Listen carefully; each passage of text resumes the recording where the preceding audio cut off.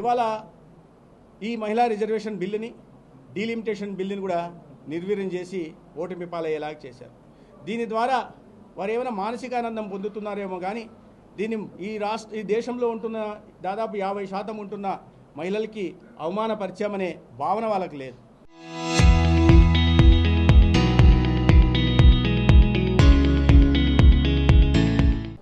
ఇది కేవలం ఒక బిల్లు పార్లమెంట్లో ఓడిపోవడం మాత్రమే కాదు, 50% పైగా ఉంటున్న మహిళల ఆత్మగౌరవం మీద జరిగిన దాడిగా కూడా మనం చూడాల్సింది. ఇవాళ మొత్తం మహిళా లోకం వచ్చిన ఈ అవకాశాన్ని 30 సంవత్సరాలుగా అడ్డుకుంటూ వచ్చిన పార్టీలే మళ్ళీ ఇప్పుడు అడ్డుకున్నాయి.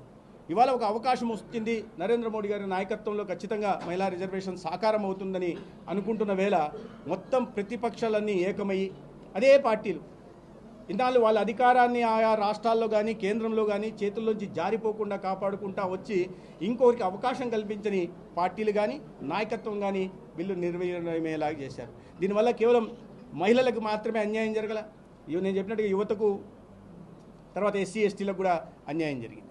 ఇప్పుడు మళ్ళీ కొత్తగా ఏదైతే మీరు 543 మొన్న 2023లో రాజ్యాంగ సవరణ తెచ్చిన తర్వాత 543% ప్రకారం 5 సీట్ల ప్రకారమే ఆ రిజర్వేషన్ మహిళలకు కల్పించమని, దాని ద్వారా తగ్గిపోతుంది. ఒక మహిళ ఎక్కడో ఉత్తరప్రదేశ్లో ఉంటున్న ప్రియాంక గాంధీ గారు కేరళలో పోయి వయనాడులో అందరికీ అవకాశం ఉండదు కదా, అందరికీ ఆ రాచరిక వ్యవస్థ ఉండదు, అందరికీ అవకాశం ఉండదు.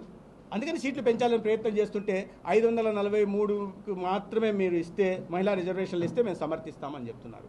మీకు వచ్చిన నష్టం ఏంటి? ఇంకా ఎక్కువ మంది మహిళామణులు చట్టసభల్లోకి వస్తే అద్భుతమైన ప్రగతి సాధించడానికి అవకాశం ఉంటుంది. అనేక విషయాల మీద వాళ్ళకి ఇంట్లో విషయాలు, ఒక కుటుంబాన్ని సమర్థవంతంగా నడపగలిగిన మహిళ ఈ రాష్ట్రాలని దేశాలని కూడా నడపగలరు. అనేక ఉదాహరణలు ఉన్నాయి ప్రపంచవ్యాప్తంగా, మన దేశంలో కూడా అనేక ఉదాహరణలు ఉన్నాయి. మహిళలకు పెద్దపీట వేసే సంస్కృతి మనది. ఇటువంటి చోట ఆ మహిళలకి అవకాశం వచ్చినప్పుడు అడ్డుకొని తీరని అన్యాయం చేశారు. 1996 మొదలు పెడితే ఆనాడు బిల్లు పెట్టారు, ఆమోదం పొందింది. ఆమోదం పొందిన తర్వాత వెంటనే ఎక్కడ మహిళామణులకు అవకాశం వస్తుందో అని చెప్పి ఆనాడు కాంగ్రెస్ పార్టీ దేవగౌడ ప్రభుత్వానికి మద్దతు ఉపసంహరించింది. దానివల్ల ప్రభుత్వం పడిపోయింది, బిల్లు కూడా ల్యాప్స్ అయిపోయింది. తర్వాత మళ్ళీ అటల్ బిహారీ వాజ్పేయి గారు ప్రధానమంత్రి అయిన తర్వాత 1998లో బిల్లు పెడితే ప్రతిపక్షంలో ఉంటున్న పార్టీలన్నీ వ్యతిరేకించాయి. 99లో మళ్ళీ తీసుకొచ్చారు, రెండోసారి ప్రతిపక్షంలో ఉన్న పార్టీలన్నీ వ్యతిరేకించాయి. 2002లో మళ్ళీ ప్రధానమంత్రిగా అటల్ బిహారీ వాజ్పేయి గారు మళ్ళీ బిల్లు తీసుకొచ్చారు, వ్యతిరేకించారు. 2023లో మళ్ళీ బిల్లు తీసుకొచ్చారు, వ్యతిరేకించారు. 2010లో యూపీఏ అధికారంలో ఉన్నప్పుడు సోనియా గాంధీ గారే మొత్తం నడిపిస్తున్నప్పుడు రాజ్యసభలో ప్రవేశపెట్టారు, లోక్సభలో కాకుండా రాజ్యసభలో ప్రవేశపెట్టారు. అంటే అంతర్యం ఏంటి? లోక్సభలో బిల్లు పాస్ కాకుండా అంటే వాళ్ళే చెప్పారు. తర్వాత ములాయం సింగ్ గారు వ్యతిరేకిస్తున్నారు, మా ప్రభుత్వంలో భాగస్వాములు కన్నా ములాయం సింగ్ వ్యతిరేకిస్తున్నారు, లాలూ ప్రసాద్ యాదవ్ గారు వ్యతిరేకిస్తున్నారు. దానివల్ల చేయలేకపోయామని. సరే, ఇప్పుడు ఒక అవకాశం వచ్చింది, అనేక బిల్లుల్ని మనం చారిత్రాత్మక బిల్లుల్ని పాస్ చేసుకోగలిగాం. దీనికి కూడా 2023లో పాస్ చేశారు కాబట్టి ఇప్పుడు దీన్ని సవరణ తీసుకొచ్చి, ఎందుకంటే 1975లో ఫ్రీజ్ చేయడం జరిగింది. 543 సీట్లు, మొదట్లో 483 సీట్లు ఉంటే మొట్టమొదటి ఎన్నికల్లో దాన్ని పెంచుతా 543 తీసుకురావడం జరిగింది. అయితే ఇందిరాగాంధీ గారు ఆనాడు దీన్ని 550 స్థానాలకు మాత్రమే పరిమితం చేస్తూ రాజ్యాంగంలో 81 సవరణ తీసుకొచ్చి ఫ్రీజ్ చేయడం జరిగింది. ఫ్రీజ్ చేసిన దాన్ని ఇప్పుడు మార్చి ఆ అవకాశాన్ని కల్పించి దాంట్లో 2021లో మళ్ళీ అటల్ బిహారీ వాజ్పేయి గారు రాజ్యాంగ సవరణ 82లో తీసుకొచ్చారు. 26లో మళ్ళీ జనాభా లెక్కలు సేకరించాలి, చేసిన తర్వాత మహిళా రిజర్వేషన్ అని డీలిమిటేషన్ చేయడానికి అవకాశం కలిగించారు. ఇప్పుడు దాన్ని ఫ్రీజ్ చేసిన దాని ప్రకారం అయితే ఖచ్చితంగా జనాభా లెక్కలు జరిగిన తర్వాత మాత్రమే డీలిమిటేషన్ ప్రక్రియ చేపట్టడానికి అవకాశం ఉంటుంది. అదే జరిగితే దక్షిణాది రాష్ట్రాలకు అన్యాయం జరుగుతుంది, మహిళలకు కూడా అన్యాయం జరుగుతుంది. అందుకని ఈ సవరణ తీసుకొచ్చి డీలిమిటేషన్కి అవకాశం తీసుకొచ్చి ఇవాళ రిజర్వేషన్ తీసుకొచ్చే లిమిటేషన్ తీసుకోవడానికి కోసం రాజ్యాంగ సవరణ చేస్తే అడ్డుకున్నారు. ఒకవేళ వాళ్ళు చెప్పిన ప్రకారమే జనాభా లెక్కల ప్రకారం జరగాలి అని అంటున్నారు. అదే జరిగితే తీవ్రంగా దక్షిణాది రాష్ట్రాలు నష్టపోతాయి. ఇదే పార్టీలు కొన్నాళ్ల ముందు కేంద్ర ప్రభుత్వం నరేంద్ర మోడీ గారి ప్రభుత్వం కుట్ర పొందుతోంది. దక్షిణాది రాష్ట్రాలకి సీట్లు తగ్గేలాగా చేస్తుంది. జనాభాను ప్రాతిపదికగా చేసుకుంటుంది. జనాభా ప్రాతిపదిక ప్రకారం డీలిమిటేషన్ చేస్తే ఒక తీరని అన్యాయం జరుగుతుంది అని చెప్పి గగ్గోలు పెట్టిన పార్టీలు ఇవాళ డీలిమిటేషన్ ప్రకారం 850 సీట్లు ఫ్లాట్ 50% పెంచడానికి చూస్తే అడ్డుకుంటున్నాయి. దాని ప్రకారం చూస్తే ఈ 850 సీట్ల ప్రకారం అయితే దక్షిణాది రాష్ట్రాలు ఎవరైతే ఎక్కువగా గగ్గోలు పెడుతున్నారో దాని ప్రకారం 39 సీట్లు ఉన్నాయి తమిళనాడు రాష్ట్రంలో. ఈ 50% పెంపు జరిగితే 59 సీట్లకు పెరుగుతాయి.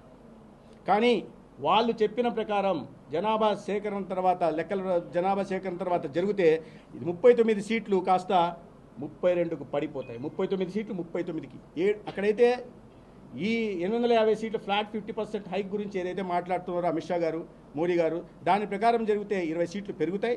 జనాభా లెక్కల ప్రకారం జరిగితే తమిళనాడులో 7 సీట్లు తగ్గుతాయి. ఏది లాభం జరుగుతుంది? ఎవరు రాష్ట్రాలకి దీన్ని అడ్డుకొని అన్యాయం చేస్తున్నారు? ఎవరు ఆ రాష్ట్రాల్లో ఉంటున్న ఎస్సీ ఎస్టీలకు కానీ యువకులకు కానీ ఎన్నికల్లో పోటీ చేసి ప్రజాసేవ చేసుకునే అవకాశాన్ని అడ్డుకుంటున్నారు? ఈ పార్టీలే. మరి రేవంత్ రెడ్డి గారు పెద్ద గగ్గోలు పెడతా ఉన్నారు. మరి ఆయనకు అవగాహన కలిగిన వారే పక్క రాష్ట్ర ముఖ్యమంత్రి గారు. దీని మీద పెద్ద పెద్ద మాటలు ప్రసంగాలన్నీ ఇచ్చారు. మరి ఈ మాట వచ్చినప్పుడు దీనికి ఎందుకు అడ్డుకుంటున్నారో సమానం చెప్పాలా. నిన్న ఒక పత్రికా సమావేశంలో ఆయన మాట్లాడుతున్నప్పుడు ఒక పత్రికా విలేకరి చంద్రబాబు నాయుడు గారు చెప్పారు కదా, మరి జనాభా ప్రాతిపదికల ప్రకారం చేస్తే మనకు నష్టం జరుగుతుందంటే అది నేను చూడలేదని దాటివేసే ప్రయత్నం చేస్తున్నారు. అంటే వీళ్ళకి దక్షిణాది రాష్ట్రాల మీద కానీ వీటి అభివృద్ధి మీద కానీ లేదా లోక్సభలో ప్రాతినిధ్యం మీద కానీ ఏమాత్రం శ్రద్ధ ఉందో విషయాన్ని మనం అర్థం చేసుకోవాల్సింది. రెండో ప్రధానమైన విషయం ఏంటంటే ఈ పెంపు ఎందుకు? నిన్న ఒక ఎవరో మాట్లాడుతూ అదేంటి 850 పార్లమెంటు సీట్ల అంత పెద్ద పార్లమెంట్ ఎక్కడన్నా దేశంలో ఉందా అని మాట్లాడడం జరిగింది. చాలా అవగాహన రాహిత్యంతో ఏదో తెలిసి తెలియని బుడిబుడి జ్ఞానం అంటారు కదా, ఆ జ్ఞానంతో మాట్లాడినట్టుగా నాకు అనిపించింది. మనం ఉదాహరణకు చూస్తే ఇప్పుడు యునైటెడ్ కింగ్డమ్లో లోక్సభ సీట్లు, దాన్ని అక్కడ హౌస్ ఆఫ్ కామన్స్ అంటారు, 650 సీట్లు ఉన్నాయి. ఆ దేశ జనాభా ఎంతయ్యా? 6,70,00,000. 650 సీట్లు ఆ దేశ జనాభా 6,70,00,000. అంటే సగటున 1,04,000 మందికి ఒక పార్లమెంటు సభ్యుడు ఉన్నాడు. యునైటెడ్ స్టేట్స్లో లోక్సభలో మళ్ళా అక్కడ హౌస్ ఆఫ్ రిప్రజెంటేటివ్స్ అంటారు, 435 సీట్లు ఉన్నాయి. జనాభా ఎంతయ్యా? 33,10,00,000 జనాభా.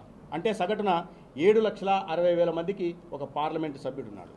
అదేవిధంగా జర్మనీలో 630 సీట్లు ఉన్నాయి పార్లమెంట్లో. జనాభా ఎంత?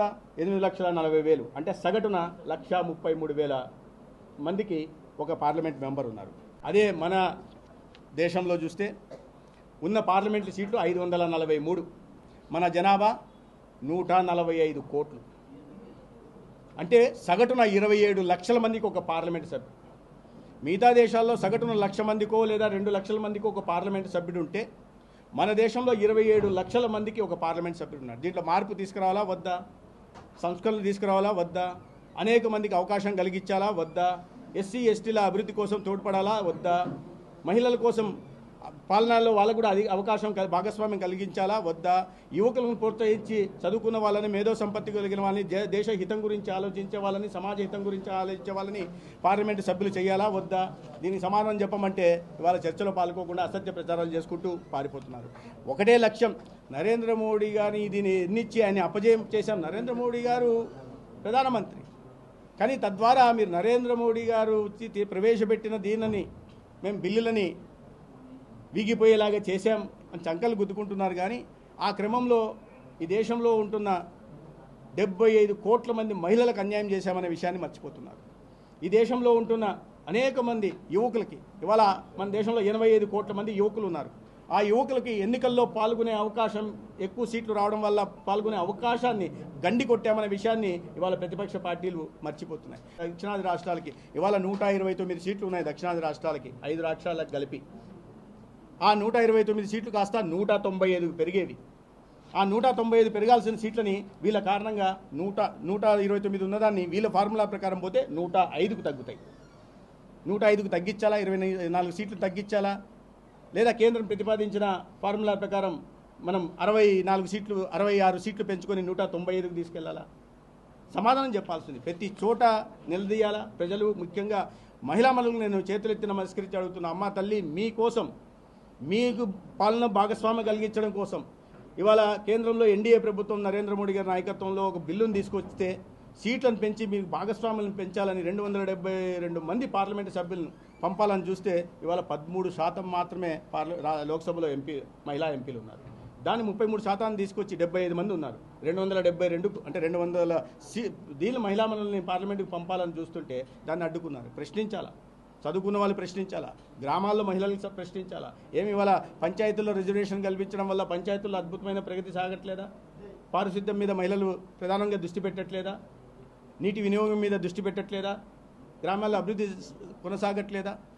వీటిని ప్రశ్నించాలా. ఈ మహాపాపం చేశారు, ఇటువంటి పాపం కాదు ఈ విషయం. షర్మిల గారు దీనికి ముందు సమాధానం చెప్పాలి. ఒక మహిళ ఉండి ఇంతమంది మహిళలకు ఎందుకు అన్యాయం చేశారు? అందరూ రాజశేఖర రెడ్డి గారి కూతురు కాదు కదా చెట్టు పేరు చెప్పి కాయలు అమ్ముకోవడానికి. దీనికి ముందు సమాధానం చెప్పాలని ముందు మహిళా లోకానికి క్షమాపణ చెప్పమ్మా. నువ్వు ఏ రాష్ట్రమో చెప్పు, తెలంగాణ పోయి అక్కడ క్షమాపణ చెప్తావా చెప్పు, లేదా ఇక్కడ ఉన్నారో చెప్పండి. షర్మిల గారు ముందు క్షమాపణ చెప్పండి, తర్వాత మీరు మీ ఇంట్లో గొడవలు రోడ్డు మీదకి రాకండి. మీ ఆస్తి గొడవలు తీసుకొచ్చి జగన్మోహన్ రెడ్డి గారిని దత్తపుత్రుడు అన్నారు. ఇవన్నీ ఎందుకు? ఒక మంచి కార్యానికి ఎవరైనా సమర్థిస్తే ఏదైనా స్వాగతిస్తాం. మీ ఇంట్లో గొడవలు వాళ్ళ ఆస్తి తగాదాలను తీసుకొని రోడ్డు మీద పెట్టి దీనికి సమాధానం చెప్పకుండా దృష్టి మరల్చడం కోసం ఈ రకమైన మాటలు మాట్లాడుతున్నారు. ముందు ఒక మహిళగా ఉండి ముందు క్షమాపణ చెప్పండి. ఆ కాంగ్రెస్ పార్టీలో ఉండే ముందు దానికి రాజీనామా చేయండి, క్షమాపణలు చెప్పి తర్వాత మాట్లాడండి. మీ ఇంట్లో గొడవలు మీరు కోర్టులలో మీరు చూసుకోండి, మాకు సంబంధం లేదు, రాష్ట్ర ప్రజలకు సంబంధం లేదు. దాంట్లో అంటే మంచి చేయాలనుకుంటున్నప్పుడు దాన్ని స్కెచ్ అనే పదం వాడితే మంచిది కాదు. ఎందుకంటే మంచి చేయాలి, మహిళా సాధికారత కోసం పనిచేయాలని ఏనాడు కాంగ్రెస్ పార్టీ కానీ వాళ్ళు సహకరిస్తున్న పార్టీలు కానీ ఏనాడు ఆలోచించలే.